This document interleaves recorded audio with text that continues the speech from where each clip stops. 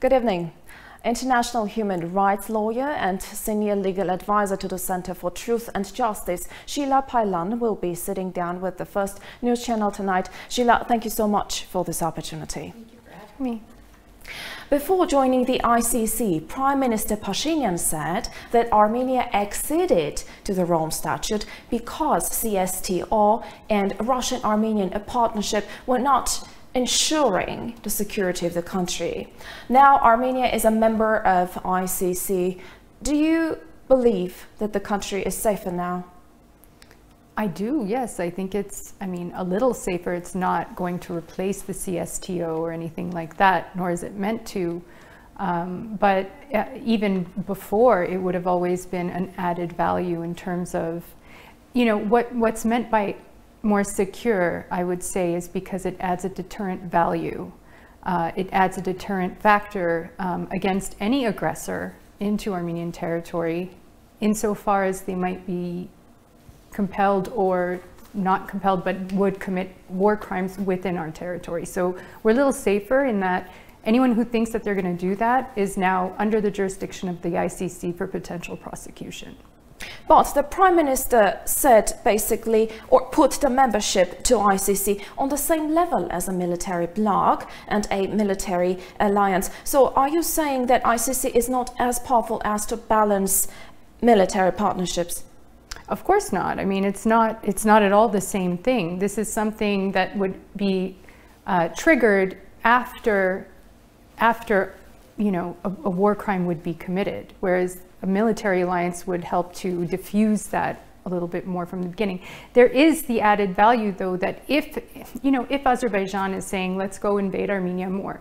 When they did that in September 2022, 6 Armenian soldiers were filmed to be executed summarily, unarmed. That was an absolute war crime. Other female Armenian soldiers who were desecrated and, showed signs of sexual violence, people are going to think twice before they start acting in that way anymore, because they could more likely be prosecuted now.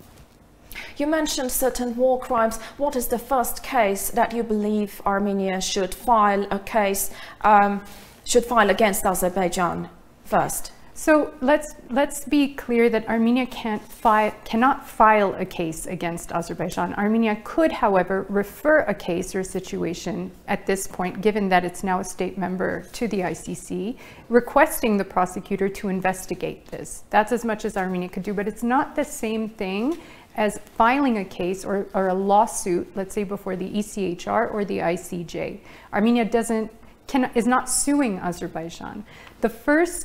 The top 3 incidents that come to my mind are, like I said, the execution of the 6 Armenian soldiers, the desecration of the Armenian women, their bodies in sexually assaulting type ways, and the forcible displacement of the 100,000 plus Armenians from Nagorno-Karabakh, which constitutes deportation as a crime against humanity. There could be more, but those are the top 3 for me. You said to the effect of Armenia is now more secure, but a few days after Armenia became a member of the ICC, a shooting took place in Netkin in which 4 Armenian soldiers were killed. Why doesn't Baku seem bothered by the fact that the territory of Armenia is now under the jurisdiction of ICC? So can we say that joining ICC has no preventive effect? It's easy to say that, but it has a preventive effect, and you don't see that when they don't commit the crimes, right? So there's a negative there. The fact that there might be some exceptions to that, like what we saw with the killing of 4 Armenian soldiers. Now, we have to remember that Armenia remains in a state of war with Azerbaijan, and war in itself, unfortunately, is not illegal. The crime of aggression is not something that falls under the jurisdiction of the ICC unless a country accepts it, which Armenia has not. And even if it did, it wouldn't apply to Azerbaijan because it's not a state party. So unless we can say that a war crime has been committed by the killing of these Armenian soldiers, which is not crystal clear, it's not illegal to kill soldiers. It's illegal to torture them. It's illegal to kill them in certain ways. It's illegal to, there are many ways in which it becomes illegal, but just the fact that you killed a soldier doesn't make it a war crime. So I would say that there are probably many instances in which Azerbaijan, actually, I would say that Azerbaijan is probably less likely to invade. It just doesn't have a complete erasure effect. Azerbaijan is not a member of ICC. Will this not get in the way of holding Baku officials responsible for war crimes when there are any? It could, in the sense that it becomes a little more difficult for, let's say, the ICC prosecutor to get their hands on potential witnesses and victims, or not victims, witnesses and suspects.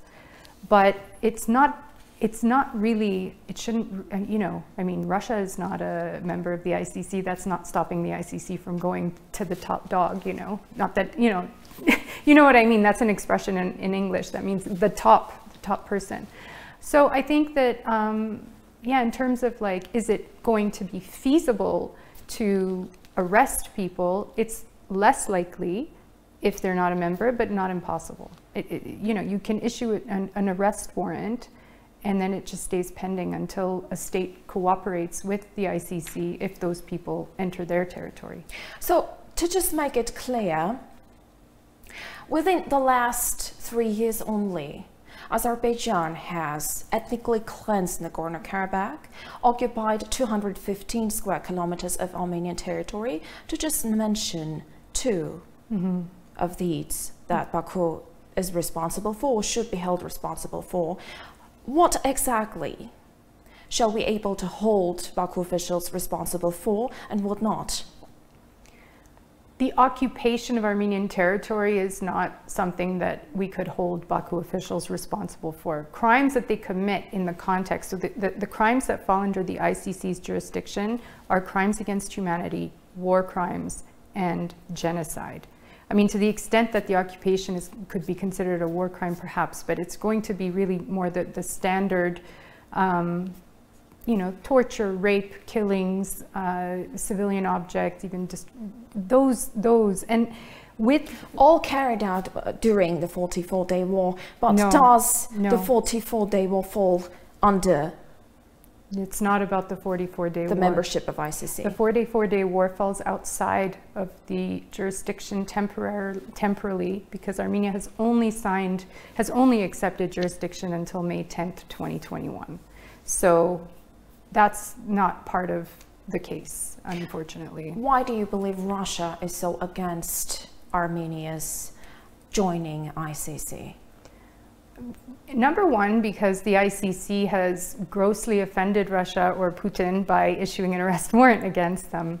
But Russians are present on Armenian territory, and now the ICC has jurisdiction on Armenian territory. I mean, there's the specific answer, which is they don't want to be exposed, and there's the more general answer, which is they don't want the movement of international criminal justice to move forward. So it's offensive to them for Armenia to take a stance that's so diametrically opposed to theirs, but add to that the fact that technically Armenia would, you know, could be compelled or required to arrest Putin if he comes here.